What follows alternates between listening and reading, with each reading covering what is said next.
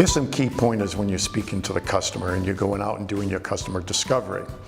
If you've done your research correctly, you have actually targeted the customer that's most likely to use your product. Number one, if they're using a competitive product, never ever do you condemn or make fun of or isolate the quality of the competing product. You should never do that. That will put the customer in a very uncomfortable position. That's probably number one, is you just don't do that to your competitive. You talk about your positive versus the negative of your competing product out there. Never assume that the customer doesn't know what they're talking about. Customers can be very quiet, they can be very knowledgeable, you don't know that. So never assume that your customer is not as smart as you think they are. Always appreciate them and expect that they have a certain level of knowledge. Never isolate your customer into a social economic status.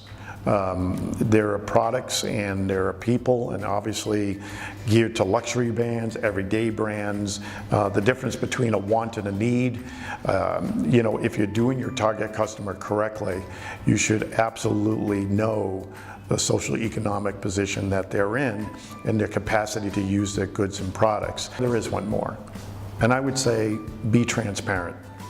In today's world of digital and social being so current, so broad between social platforms such as WhatsApps and the social groups, and how quickly we see and get information, how quickly things could go viral.